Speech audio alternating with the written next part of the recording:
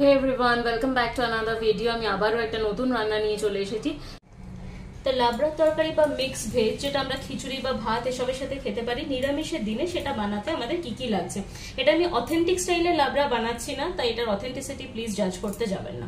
প্রথমে আমাদের লাগছে একটা সুইট পটেটো, ছোট সাইজের সুইট পটেটো বা রাঙা আলু কেটে নিয়েছি, ছোট সাইজের একটা আলু, একদম অল্প মিষ্টি কুমড়ো, দুটো কুঁদরু পড়েছিল আমি সেটাও কেটে দিয়ে দিয়েছি, বড় সাইজের একটা পটল, ছোট সাইজের একটা বিট, একটা একদম ছোট গাজর, দুটো চেরা কাঁচা লঙ্কা। আর লাগছে হচ্ছে আমার বড়ি, পালং শাকের ডাটা, পালং শাকটা ফ্রেশ ছিল সেই ডাটাটা নিয়েছি, আর পালং শাক। ফোড়নের জন্য লাগছে আমার 5 ফোড়ন। বাটা মশলার মধ্যে আমার লাগছে হচ্ছে রাঁধুনি আর আদা বাটা, ছোট চামচের 1 চামচ। ভাজা মশলা লাগছে, ভাজা মশলার মধ্যে আমি জিরে, মৌরি আর শুকনো লঙ্কা শুকনো কলায় নেড়ে নিয়ে এটাকে গ্রাইন্ড করে নিয়েছিলাম, সেই 1 চামচ লাগছে। আর আমি এখানে মশলাটা জলে মিশিয়ে রেখেছি, সেটা হচ্ছে ধনে, জিরে আর হলুদ, ছোট চামচের 1 চামচ করে নিয়ে সেটা জলে মিশিয়ে রেখেছি। আর আমার লাগছে হচ্ছে সর্ষে বাটা, 1 চামচ সর্ষে বাটা, ছোট চামচের 1 চামচ সর্ষে বাটা, একটু বেশি করে জল দিয়ে রেখেছি যাতে নিচের পাটটা আমি নেব না। এই কটা জিনিস আমার লাগছে। রান্নাটা আমার হবে সর্ষের তেলে, রান্নাটা আমার সর্ষের তেলে হবে, তাই আমি অল্প একটু সর্ষের তেল প্রথমে দিয়ে নিয়েছি। সেটাতে আমি বড়িটা হালকা ফ্রাই করে নেব।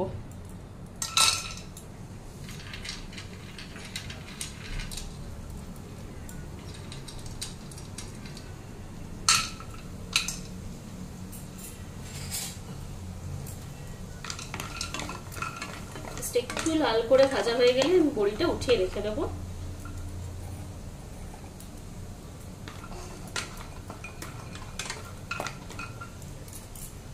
বড়িটা আমার ভাজা হয়ে গেছে, আমি এটাকে তুলে নিচ্ছি।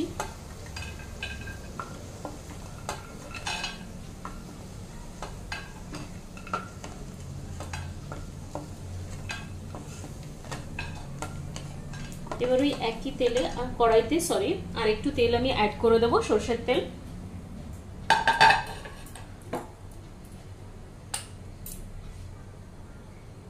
অল্প একটু অ্যাড করে দিচ্ছি যাতে সবজিগুলো ভাজা ভাজা হয়ে যায়। বড় চামচে 2 চামচ মতন আমি আরো সরষের তেল দিয়ে দিলাম।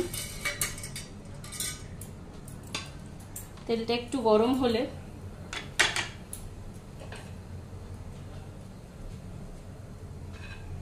আমি এবার 5 ফোড়নটা দিয়ে দেবো।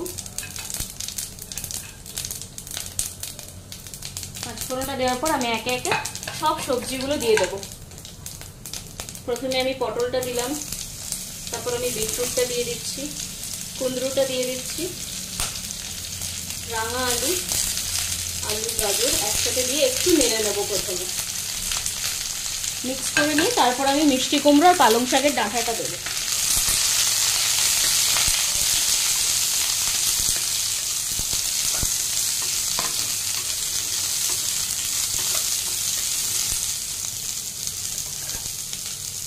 এবার আমি মিষ্টি কুমড়ো দিলাম, সেটা কাঁচা লঙ্কাটা দিয়ে দিচ্ছি, আর এই পালং শাকের ডাঁটাটা। পালং শাকটা পরে দেবো, যেহেতু পালং শাক থেকে অনেকটা জল বেরোবে। এবার এটা ভালো করে মিক্স করতে থাকবো। এবার আমি একে একে মশলাগুলো দিয়ে দেবো। যেরকম আমি হলুদ, জিরে আর ধনেটা নিয়েছিলাম সেটা দিয়ে দেবো। রাঁধুনি আদা বাটাটা দিয়ে দেবো। এবার একটু নুন, মিষ্টি আর জল দিয়ে এটাকে ভালো করে কষাবো। 1 চামচ নুন দিয়ে দিলাম, বড় চামচের 1 চামচ। একটু মিষ্টি মিষ্টি হবে তাই বড় চামচের 1 চামচ মতন গুড় দিয়ে দেবো। চিনি চাইলে আপনারা চিনিও দিতে পারেন। এবার এটা ভালো করে মিশিয়ে দেবো, দিয়ে কষাবো এটা ভালো করে। যতক্ষণ অবধি এটা থেকে তেল ছেড়ে আসবে ততক্ষণ আমি জল অ্যাড করব না।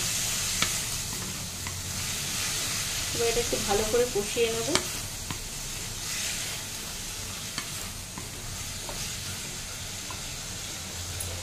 মশলাটা থেকে আমার মোটামুটি তেল ছেড়ে গেছে। এই সময় আমি পালং শাকটা আর বড়িটা অ্যাড করে দিচ্ছি।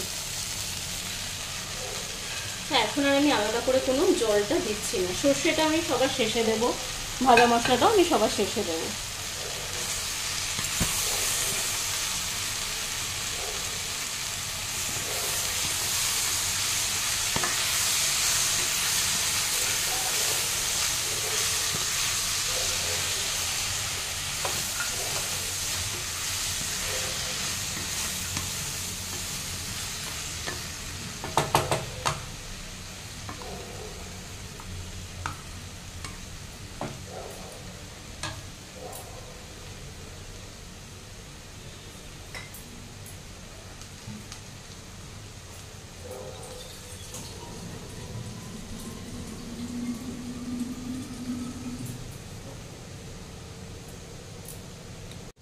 এবার আমি অল্প একটু জল অ্যাড করে দিচ্ছি।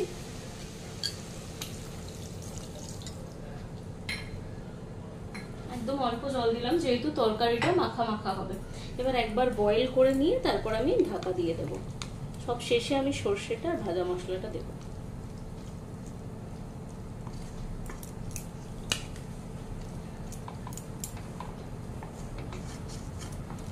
এই রান্নাটা একটু মিষ্টি মিষ্টি ভালো লাগে।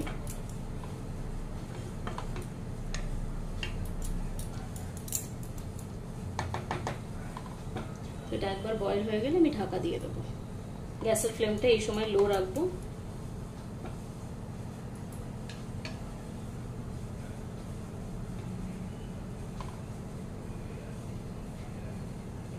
এটা বয়েল হতে লেগেছে, জলটা আমার অলরেডি ফুটে গেছে।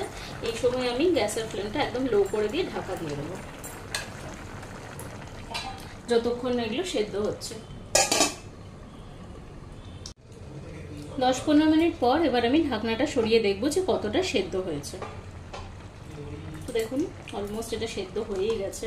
আমি একবার স্প্যাচুলাটা দিয়ে চেক করে নেব। হ্যাঁ, এই যে আলুটাও সেদ্ধ হয়ে গেছে, গলে যাচ্ছে। মিষ্টি কুমড়ো তো সেদ্ধ হয়েই গেছে। বিটরুট, গাজর এগুলোকে একবার একটু চেক করে নিতে হবে, এগুলো একটু বেশি টাইম লাগে। বা রাঙা আলু, এই জিনিসগুলোকে একটু চেক করে নেবেন। তো গাজর বিটরুটটা একটু আরো হবে মনে হচ্ছে, তাই কিছুক্ষণ আরো হতে দিই। এই সময় আমি সর্ষের জলটা দিয়ে দেব। জলটাই দেব, নিচের যে ইয়েগুলো আছে ব্ল্যাক ব্ল্যাক জিনিসগুলো সেগুলো আমি দেব না, এটাতে অনেক সময় ডাইজেশনের প্রবলেম হতে পারে।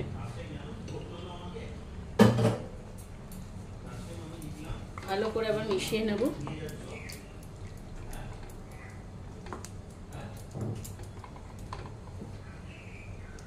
দিয়ে এবার আর একবার ঢাকা দিয়ে দেবো। গাজর বিটরুট এগুলো যাতে একটু সেদ্ধ হয়ে যায়, আর একটু টাইম দিলে এটা সেদ্ধ হয়ে যাবে। বাকি জিনিসগুলো সেদ্ধ হয়ে গেছে, এই তরকারিটা একদম মাখা মাখা হবে। 10 মিনিট পর এবার এটা আমি চেক করে দেখে নেব কতটা আমার সেদ্ধ হয়েছে।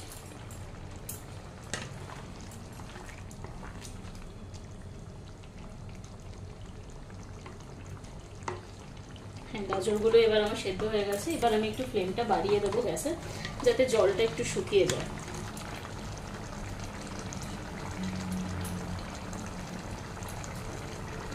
এই সময় আমি ভাজা মশলাটাও অ্যাড করে দিলাম। খুব সুন্দর একটা ফ্লেভার আসে এটাতে। আপনারা নুন মিষ্টিটা এই সময় চেক করে নেবেন। তরকারিটা একটু মিষ্টি মিষ্টি হবে। নিরামিষের দিনে ভাতের সাথেও ভালো লাগবে, খিচুড়ির সাথেও খুব ভালো লাগবে। সেটা শুকিয়ে নেবো এবার। তরকারিটা আমার একদম হয়ে গেছে। এই সময় আমি গ্যাসটা অফ করে দিচ্ছি। আর এবার এটা গরম গরম আপনারা খিচুড়ি বা ভাত এটার সাথে এনজয় করুন।